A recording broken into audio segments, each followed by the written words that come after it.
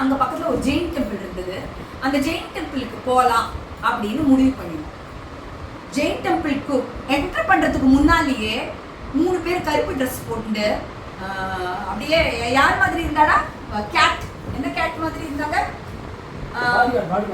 Body guards, black cats மாதிரி இருந்தாங்க. So Jain டெம்பிள்ல 3 பேர் இருந்தாங்க. ஸோ நாங்கள் கேட்டோம் போகலாம் அப்படின்னு சொன்னாங்க.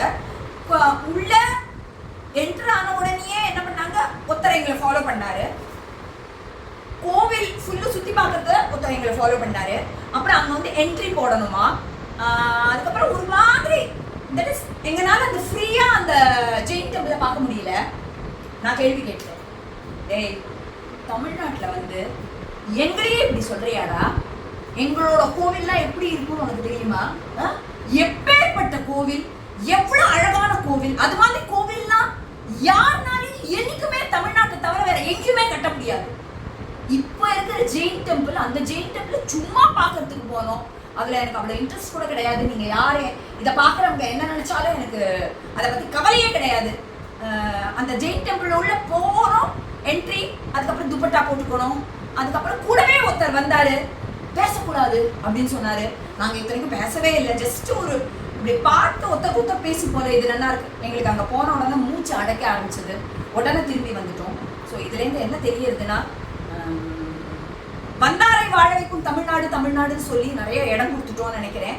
ஸோ சவுகார்பேட்ல போனானா தமிழர்களுக்கு இடம் இல்லைன்னு யாரோ சொல்லி நான் கேள்விப்பட்டிருக்கேன். பட் அது இன்னைக்கு நான் உணர்ந்தேன். ஆனா அந்த சவுகார்பேட்டும் ஒரு காலத்துல நம்மளோட இடமா தான் இருந்தது. நம்ம தான் அவங்களுக்கு இடம் கொடுத்துட்டோமோன்னு கொஞ்சம் எனக்கு கவலையா இருக்கு. அங்க போனோம்னா எல்லாமே ஒரு நார்த் பேசிஸா வருது. ஆனா மக்களே அதெல்லாம் விடுங்க. நம்ம நாட்டு தமிழ்நாட்டு கும்பகோணம், தஞ்சாவூர், மதுரை, திருச்சி, தமிழ்நாடு, ஈரோடு, இந்த மாதிரி இடங்கள்ல இருக்கிற தமிழ் கோவில்களுக்கு ஈடு என உலகத்துல எங்கேயுமே கிடையாது. அது எல்லாருக்குமே தெரியும். ஸோ எனக்கு அது கொஞ்சம் பாதிப்பு ஏற்பட்டது. ஸோ உங்களோட ஷேர் பண்ணிக்கணும்னு நினச்சேன். அதை தவிர பக்கத்தில் வந்து இன்னொரு இடத்துல போய் கொஞ்சம் நார்த் இந்தியன் ஃபுட்ஸ்லாம் சாப்பிட தான் செஞ்சோம்.